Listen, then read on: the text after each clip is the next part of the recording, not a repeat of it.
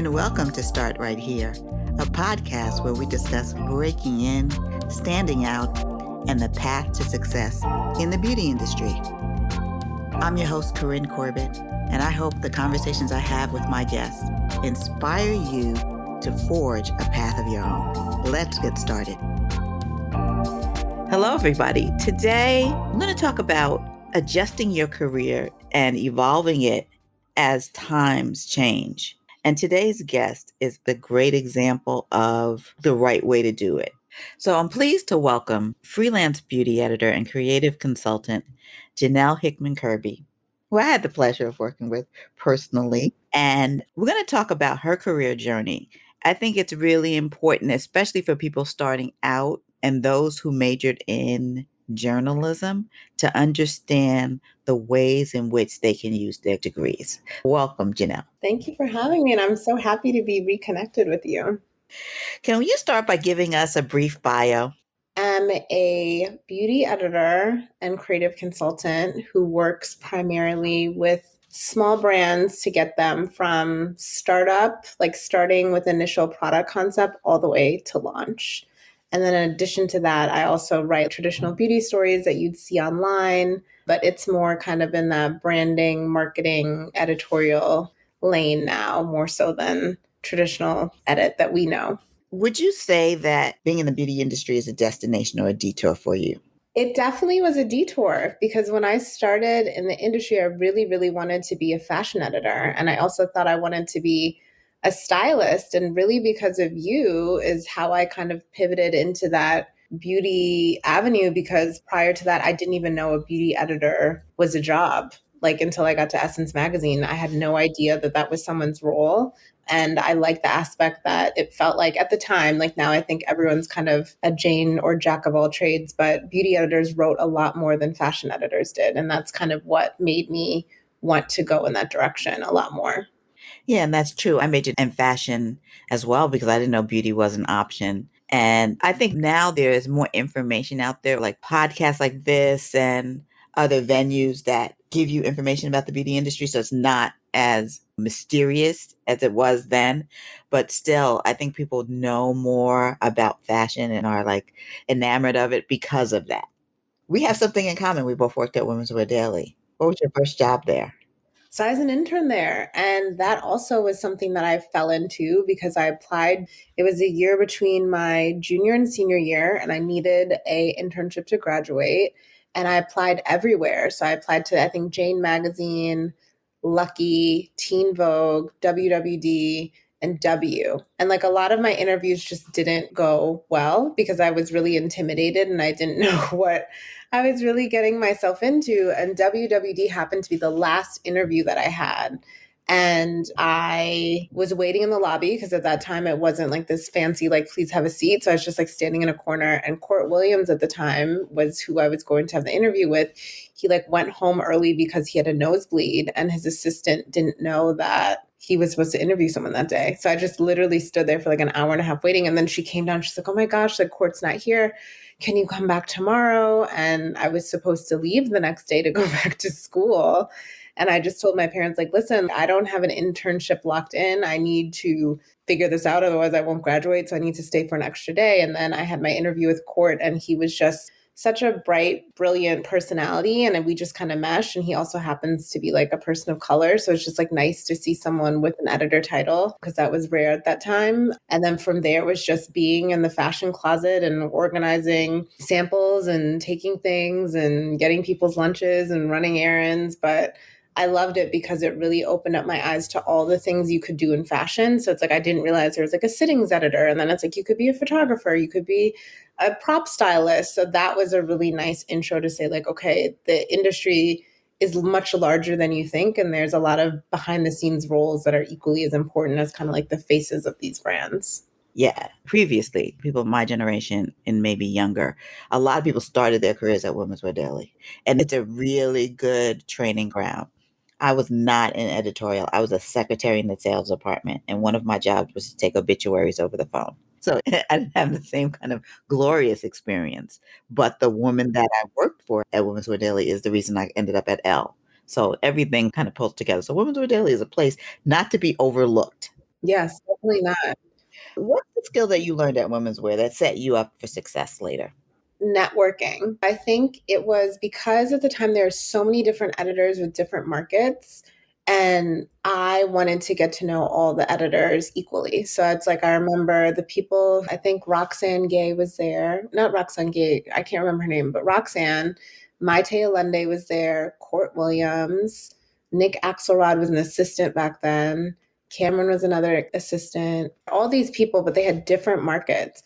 And I used to read the newspaper, like the magazine, now it's digital, to see like whose byline was going through each thing. Because when I got the samples, I wanted to make sure that, like, if it was denim, there was a denim editor at the time, and I wanted to make sure that they got all their things properly. But then it's like someone else might have denim because they're styling out a jewelry shoot and they wanted to make it edgy.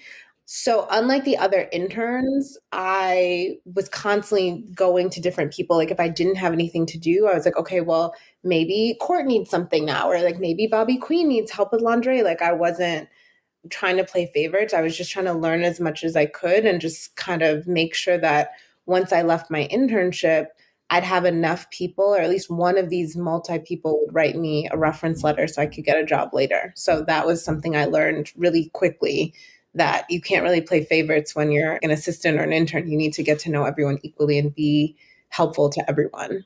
One of the things that I think is important is the networking that you can do while there as an intern, making an impression, not just on one person, but like you did on several people, so that you're almost like top of mind when people think of stuff later on. It's not like you were the girl in the closet. Did anybody get to know her? Like that could also be someone's experience, that they were in the closet and they weren't outgoing and they didn't know kind of like the rules of engagement and didn't think to communicate with lots of different people. They just did what was on the paper. Like, this is the job, this is the description. But I like that you saw that there was opportunity. Did you stay in touch with those people after leaving? I did. I'm still in touch with Court to this day. So he's now at, I believe, Banana Republic as a creative director.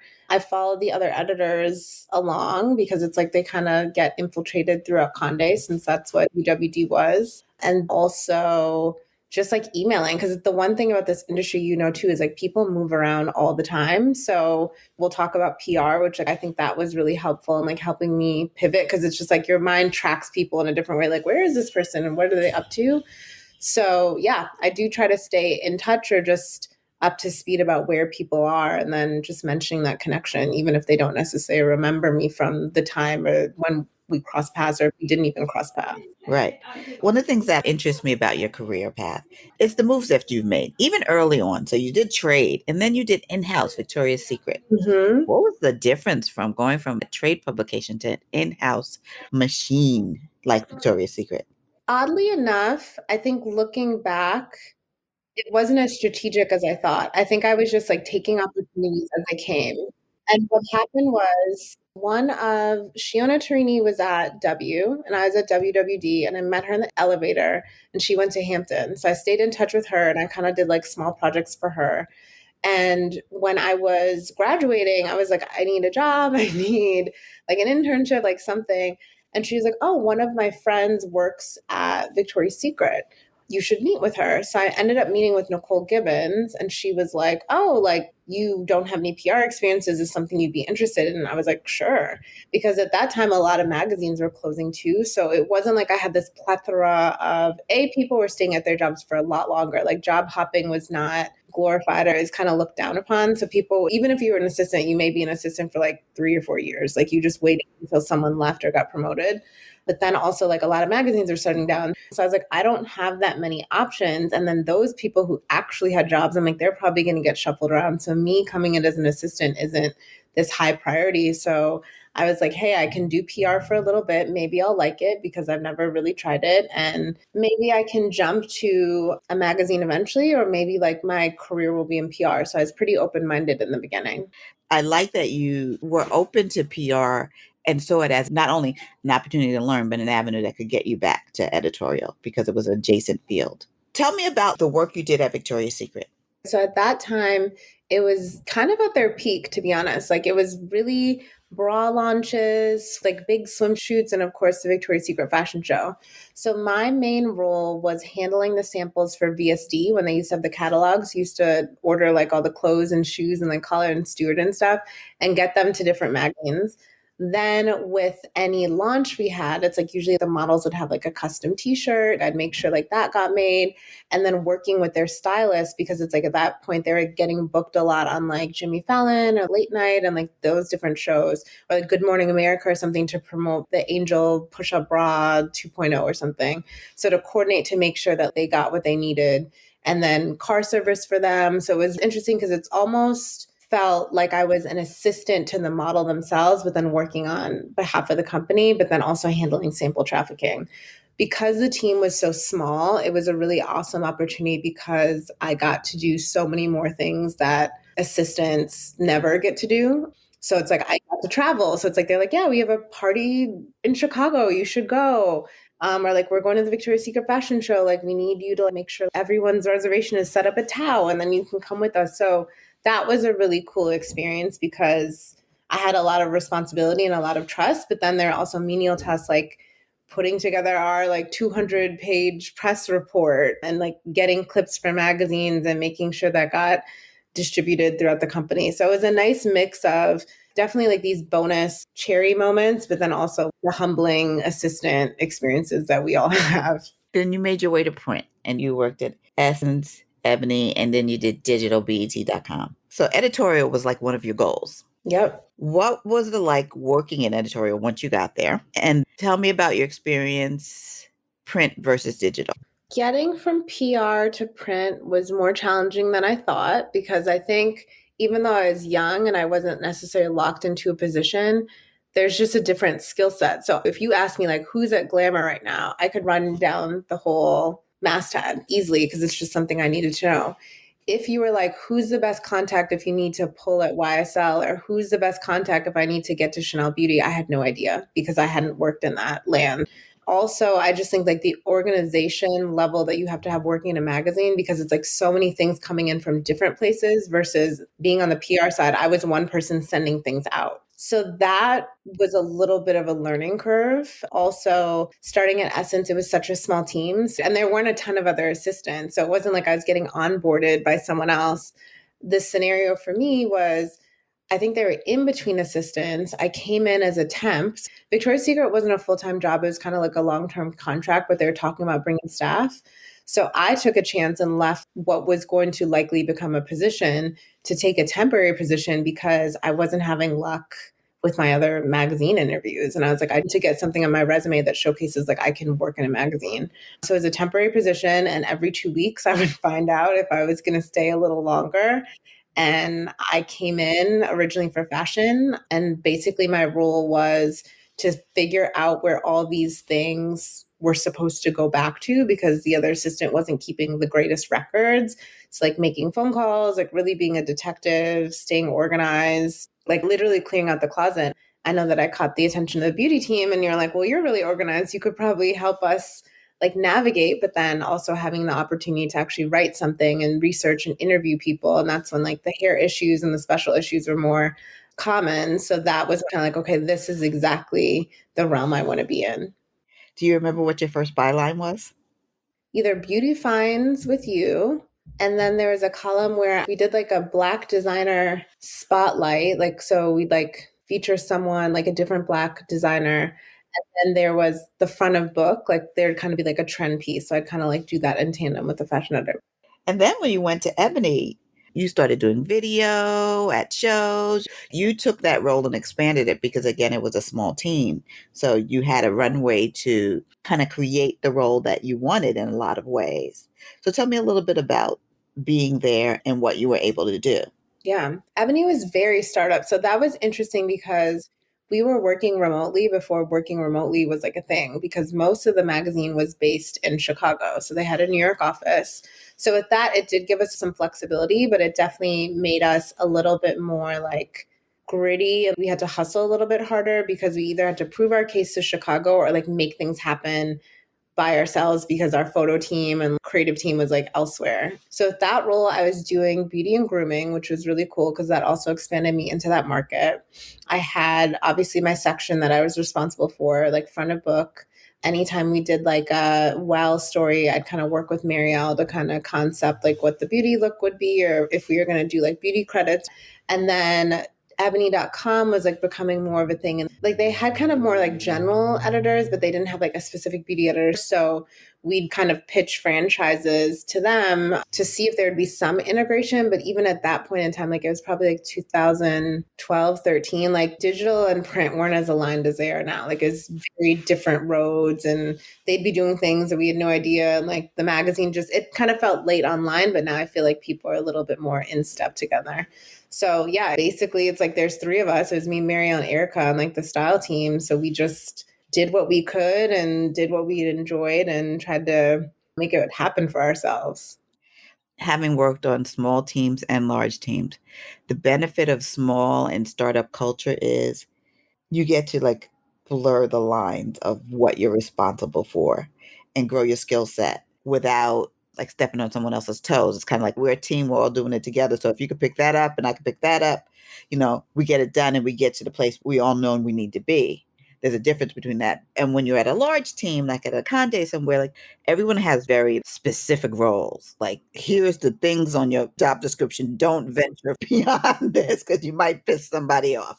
I think having small and startup culture as part of anyone's background gives them an extra bonus of being able to do more than someone who might have been out of school or have the same years of experience. You have no fear about doing things that you might not have done before. Would you say that's true? Yeah, for sure. And I think also you feel more confident and like you can navigate certain situations a little bit better because it's like you have to be an advocate for yourself. The work has to get done, but I think there's also a nice understanding of being a collaborative partner who understands what the other person's doing. So sometimes I notice that there are more senior people that not necessarily skipped a step, but it's like they didn't do the things that I did. So it's like they didn't really understand all the steps that it took to get to where we were. Like they minimized it. And I was like, well, no, like if you want to have a shoot on Thursday, like these are all the steps leading up to it. And I'd think about like the photographer and the other people. And I'm like, we need to book the photographer. They need to have a studio. We need to do quick model casting. We need to get her sizes. And I think when you're not that close to the work, you don't know what it takes to get from point A to point Z. Like you simplify it a little bit too much. So I appreciate those experiences. And I think it makes me like a better collaborator because I understand what other people would need to do something in such a quick turnaround. Start Right Here is brought to you by Beauty Biz Camp, where we equip and inspire the next generation of industry leaders. Head over to our website, beautybizcamp.com, for more information and sign up for our mailing list so you can stay in the know about our upcoming programming. You went back to PR for a brief stint and did fashion and beauty PR. Second time around, after having some experience in your belt going back to PR, how did you look at it? Like, what did you see that you didn't see before? Second time around, it was an agency. And it's interesting because in-house people want to go to an agency people want to go in-house because there's different pros and cons to each. So in-house means like you're only working for one brand. So your focus can be a little bit more linear. You kind of know the larger scale. You're more abreast of like what's coming up. With agency, you're usually working in tandem with an in-house partner, but you also have like multiple clients. And the thing about clients is everyone thinks that the most important client. So juggling that was definitely difficult because when I went to HL Group, my clients were Pouge. So that's like Paco Rabanne, Carolina Herrera, Valentino, all these huge fragrance brands. At the time, as a startup, Algenist was a company that we were just working with, but they were just launching in Sephora. And then we had a plastic surgeon. So each of those people all had their own idea about what they should be getting, how they should get it, and how much time. And you really have to allocate your time to make sure that like everyone gets the things that they need because they can also all be launching something new at the same time. In addition, just because HL was a small agency at the time, like they've since grown, because they had such big fashion clients at the same time, when it was New York Fashion Week, it was all hands on deck. I couldn't be like, oh, I'm just on the beauty team. They're like, you will be at the Zach Posen show checking people in. Thank you. So it was nice because you kind of got to see everything all at once. But I think I also underestimated just like the hours and the time and the personalities, both of the clients and the people in house.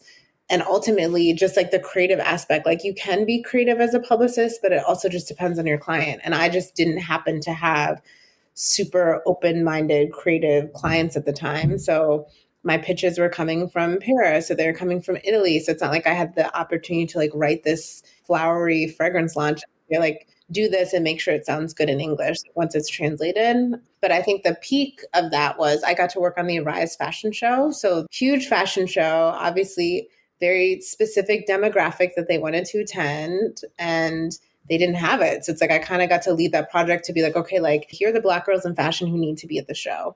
And like making sure that they're accommodated well, like making sure like seating chart wise, like people were like really taken care of. And that's kind of what put me in touch with a lot of Black fashion girls. So that was a really good opportunity. And I appreciated that they trusted my expertise because like no one really had it. And that was unfortunate because it's like if you work in PR, you should know who everyone is, but they're like, we don't know the girls who should be here, like who's important to this audience. In their minds, there weren't Black girls in fashion when there were tons. Mm-hmm. One of the roles you've had in one of your pivots was working at Gilt Group. And I want to talk about this because it's important. I think when you took that role, a lot of people didn't understand the intersection of content and commerce. Like most people were like, oh, what are you working? Why are you working there? And it has become increasingly important. What was like the steepest learning curve making that switch? I was really worried about all the connections that I would lose because I was no longer a person who would be going to market. I wasn't a person who would be writing stories. And as you know, editorial and PR is like this push and pull relationship. And unless you really have something to give, unless you have a true friendship with this person, like there's no need for them to maintain the relationship. So I was just worried that I'd go to this e-commerce world and be like gone in the wind. Learning curve wise, I think that there is a balance of being able to sell something but tell a story. But marketing is very focused on being able to sell something. So having like this fine balance of like it's interesting and entertaining, but it still is in as few words as possible, encouraging someone to purchase something.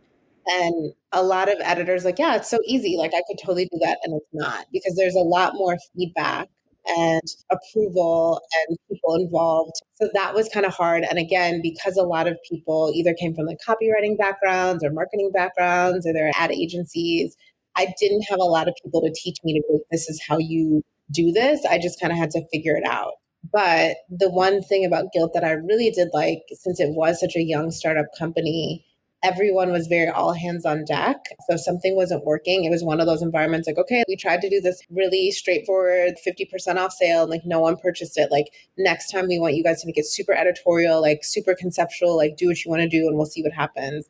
So that was nice versus like with the magazine, it takes a lot of time to pivot and understand that like this isn't working. We could see it in real time, like this isn't selling, we need to do something else. And did you have like sales goals aligned to the stuff that you were working on? Some of it. So with Guilt City, that's where I started. There are sales goals tied to like getting X amount of units.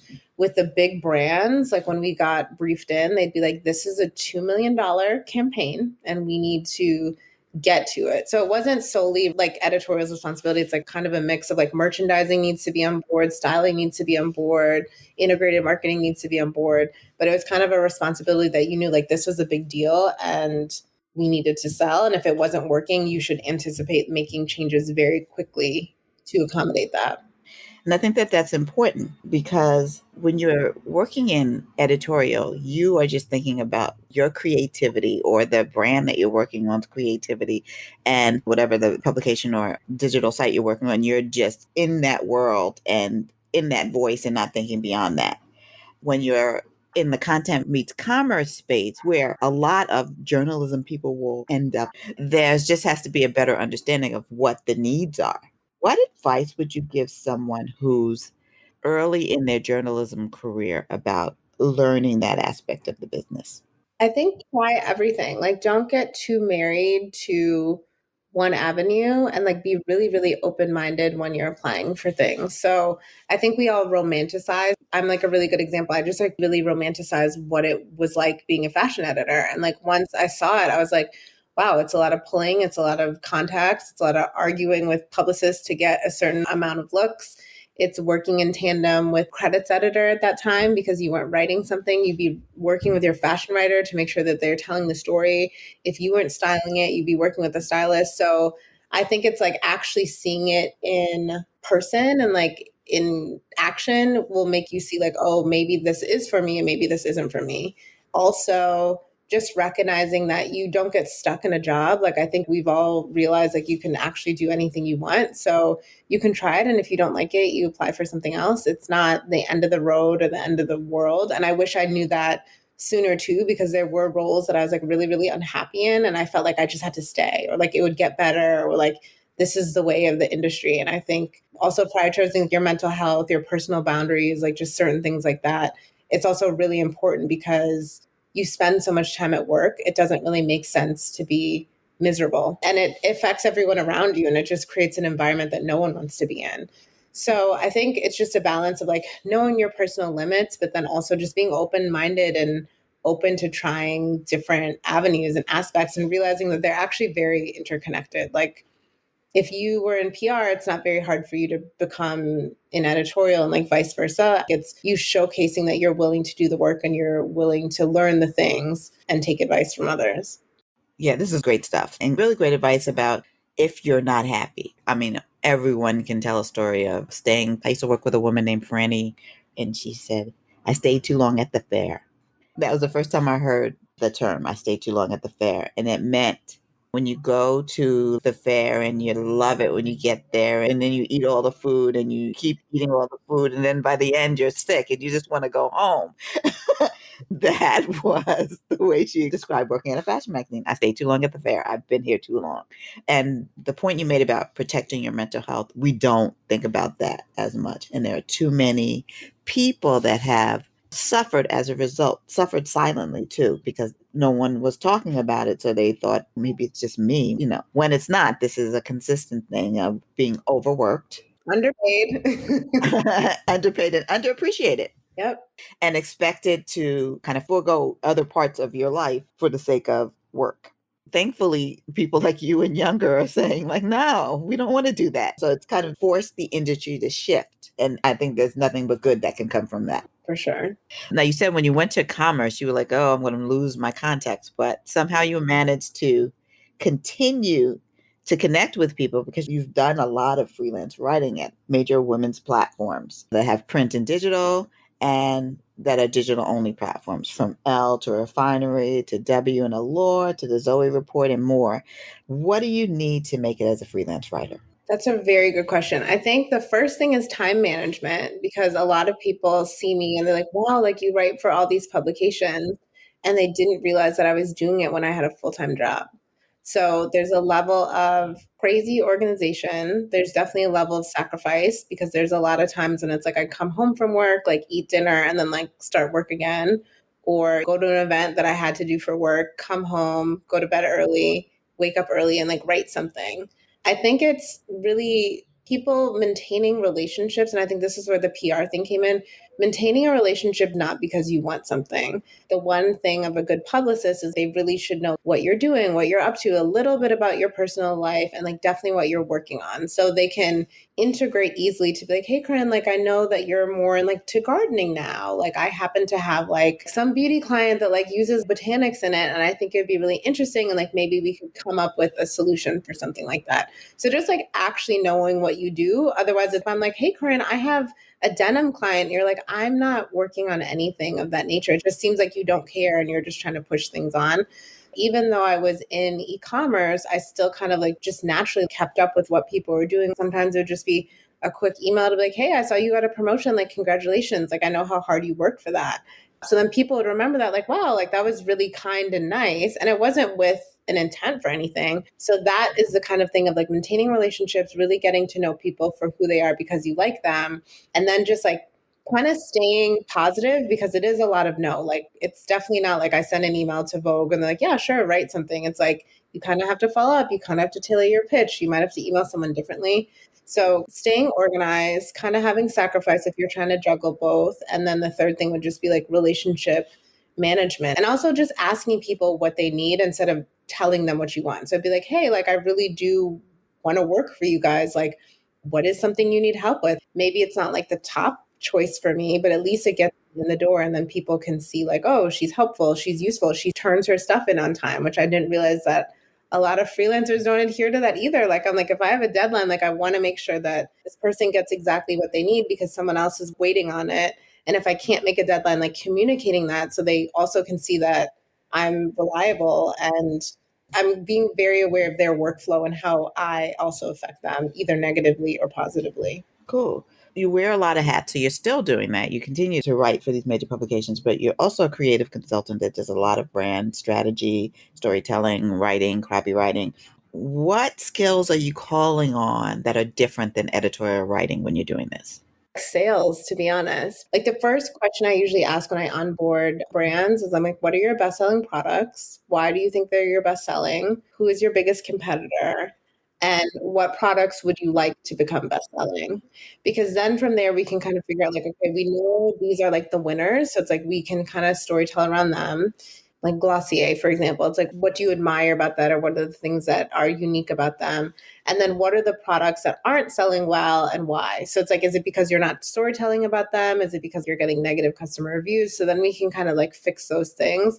And then it's like a nice equal balance of like maybe, you know, for your first email, we highlight a bestseller, but then we put in something that's not doing as well. So then people are going to open the email and they might be discovering this product for the first time.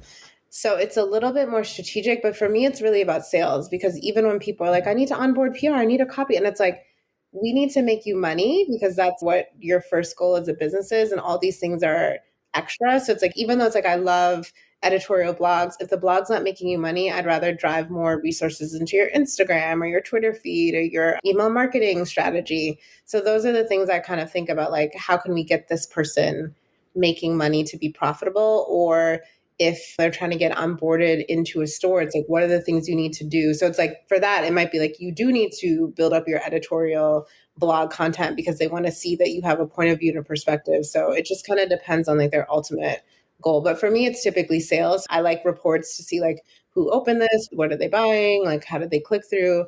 Because again, like similar to Guild, it's nice to see that in real time and we can change those things. Right. As if you don't have enough to do. You started Beauty in the Budget, the financial empowerment platform. Why'd you create it? And who is it for? Yes, I created that by peer pressure because my friends were like, you have to do this. I started budgeting in 2015, right before I moved in with Desi. And I just felt like even though I wasn't making a ton of money, I wasn't not making any money. And it just felt like things were coming in and things were going out, and things are coming in and things are going out. We also work in an industry where like appearance is everything. So it's like maybe you're overspending, maybe you're keeping up with the Joneses. So for me, it was very important to get a grip on my finances. So I felt like to mental health reasons too, like just to be like, if I wasn't happy someplace, I would be financially savvy enough to be like, I can create an exit strategy versus feeling stuck. So the premise of like, I think anything is like just having a budget. I think before people are like investing and like thinking about 401ks, it's like knowing how much money you make, how can you allocate it? What are you overdoing it on? What are you underdoing it on? So Beauty in the Budget just is simply like a budget template that kind of like helps you organize your wants, your needs, your must-haves, and also makes you be honest with yourself about how you are allocating this money. So it's a zero-based budgeting plan. So that means like every single penny is allocated. So it's not like I think I spent, it's like you need like an actual number. So like when people are like, how much is your Con Edison bill? It's $90.91. And I know that because I track it every month. Then from there, like once you kind of put in your must-haves, you can shuffle money around to be like, okay, like maybe I want to focus on paying off my credit card, or maybe I want to focus on saving for an upcoming vacation, or I hate cooking. So I want to definitely make sure I have a good stack set aside for dining out. So the thing is, it's as restrictive as you want it to be. Like it doesn't have to be this like very not fun document. I think unless you plan on freelancing or unless you plan on generating income, like we all pretty much have like a set amount of income that we're making. And what are the challenging things about being a freelancer as those drought times? That certain times of the year where they're not looking to do new projects and they're slow to pay. How do you help budgeting for that? So that is one thing. Like when my friends are like, I want to quit my job, I want to go freelance. It seems so fun. I was like, It's all fun and games until someone has net 90 payment terms, which means they pay you in 90 days. So part of it is you do need to have a little bit of a nest egg saved up. The other part is you need to know how much you need to make. So I think this is another conversation for another day, but like rates are so all over the place. Like people are like, well, what are your rates and what are your rates? They vary so much. So you actually need to know how much it costs to be you so you can charge accordingly. Like I think it's not even like about a standard rate. It's like if it's $5,000 for you to live, it's like you have to move in a very different way than someone who's like, I only need $1,500 for the month. So that's helpful because then you can back into being like, okay, like if I need $5,000 for my month, in order to be okay for 3 months, I need $15,000. So then that can also help you plan and prepare before you quit your job or how you negotiate your rates. And then what I like to do is I always have like a little bit of rollover money each month. So just in case someone doesn't pay me, like it's usually about like $1,500. However, I proceed with my budget, I just earmark a little bit of money. So if an invoice comes in late, if a story doesn't run and they don't want to pay me, if there's like situation with paperwork, I know that I won't be down to $0. And then the other thing that I always do is as soon as I hit send to send something, I send my invoice immediately after. So I'm not one of those people who only invoices at the first of the month or the last of the month. I invoice as soon as my work is complete, kind of similar to how you would at a 9 to 5 paycheck where you're getting like paid throughout the month. I'm constantly getting paid throughout the month. So there aren't really these low tides of work. And I just try to do that. So then something's coming in, something's going out. And I also staggered my bills. So another thing that was helpful is instead of just having all my bills come out at a certain time, having them come out throughout the month because hopefully money will be deposited. So when things are coming out, things are also going in. So a little bit of organization and I guess like navigating, like traffic controlling what's going on. But it really is figuring out like how much do you need to make to survive. And then once you figure that out, you're like, okay, like I can charge more and I can charge more. How many clients do you work on in a given month? I would say I like to have 3 clients in a given month. So I kind of do like big, medium, small. Like people will reach out about assignments, and based on the scope of work or deadlines, that's when I'll kind of decide if I can take on additional things. That's pretty good. How did the pandemic impact your business and getting clients? When the pandemic hit, I actually had a long-term contract with Revlon. So I will take contracts with people. So it's like I know that I'll be doing something for like 3 months or 6 months. So that was kind of an open-ended contract, which was nice because it seemed like it was forever. But if I wanted to end it, it was pretty easy to get out of. And then same thing for them. Revlon was seeing it very early on because they have so much distribution in China. So it felt like we kind of could tell things were shifting probably November, December. So for me, November, December also is not a bad time for freelancers, but it's like people are definitely like not thinking about new projects and onboarding and like budgets are closing and like people are on vacation. So I couldn't really prepare to be like, okay, I should start reaching out to people and like get things in a row. In March, because everything that was going on, my hours got reduced because I was like on contract, I was 5 days a week. They're like, we need to shift you down to 3 days a week. So that gave me a little bit of flexibility to A, just take some time off because I hadn't really had any, but then B, just think about, okay, what is the plan? Should this go left? But I think because everyone didn't know what was going on, people were very hesitant to either onboard new people, take on different contracts. Unfortunately, with everything that was happening with George Floyd and like Black Lives Matter, come June, all of a sudden there's this huge push for diverse content creators and whatnot. So I can say that the beginning of the pandemic was very crazy in the sense of just a lot of uncertainty. The second half was almost too much because it felt like all this pressure that people now were like awake and they wanted to have these very diverse conversations and make sure we were talking about all these different things. But the pressure still lied on Black creators. So people were feeling burnt out. So even if I couldn't do a project, I would do my best to be like, hey, maybe Corinne's available. And then I talk to you and be like, girl, I am not available. Like I'm really stretched thin and I don't have any bandwidth.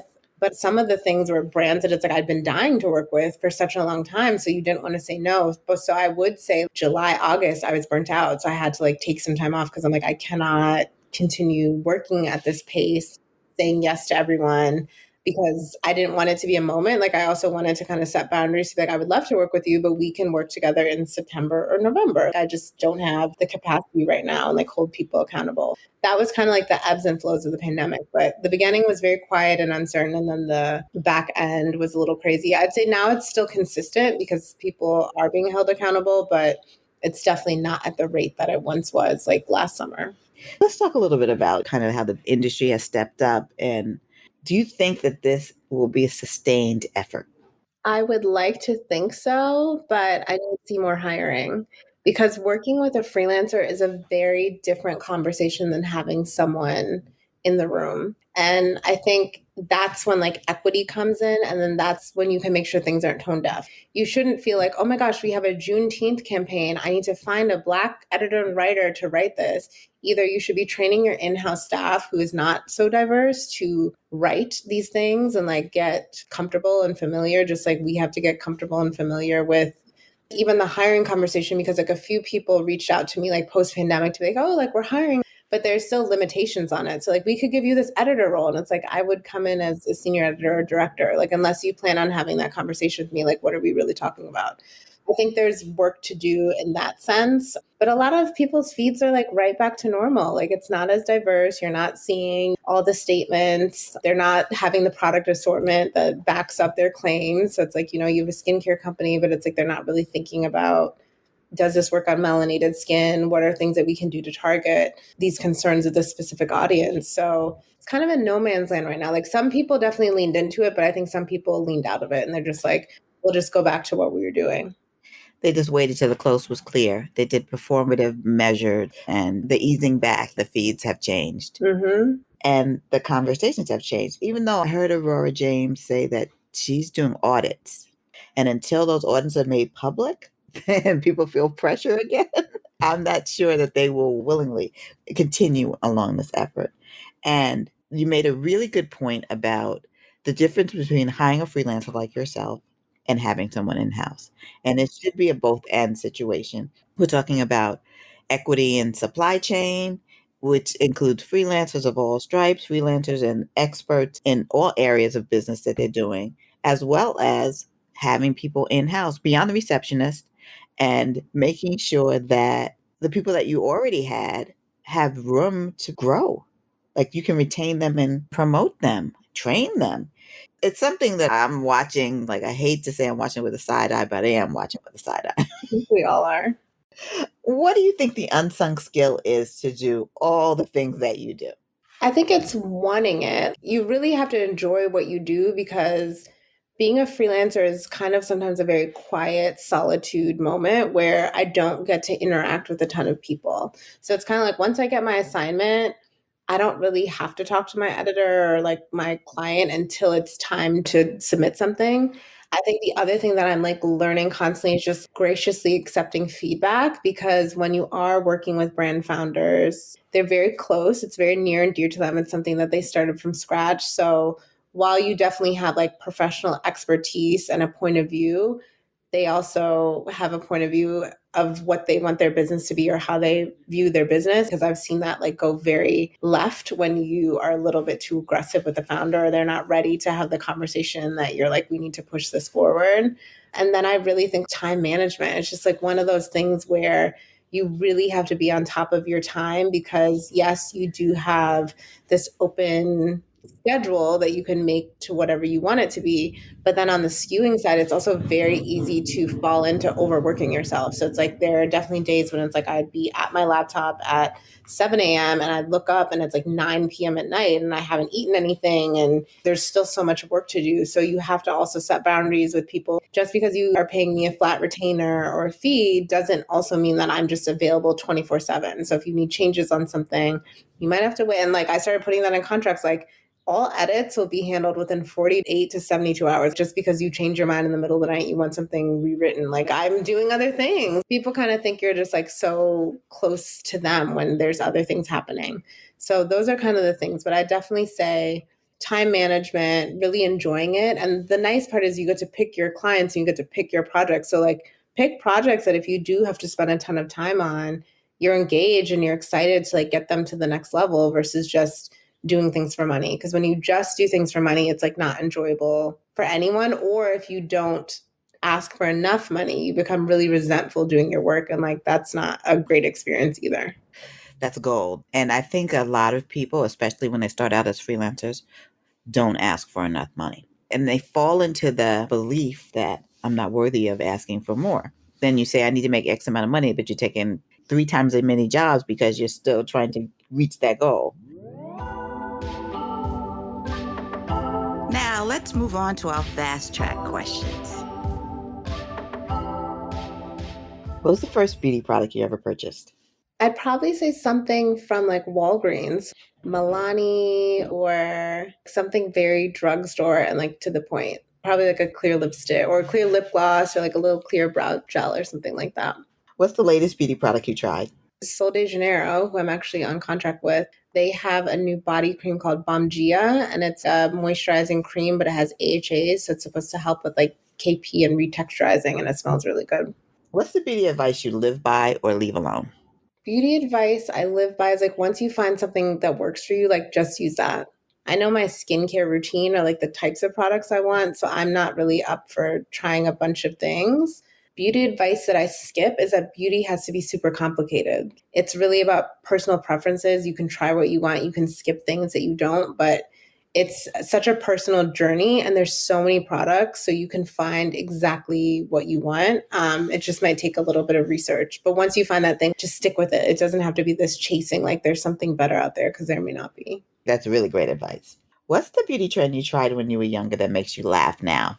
All the hair things. So I feel like it's like butterfly clips and colored extensions and blue eyeshadow, like just all the trendy, like frosted lip gloss. Like I just think about like Christina Aguilera with like her extensions. I wanted to do all that. And it's like, no, girl, that's not for you.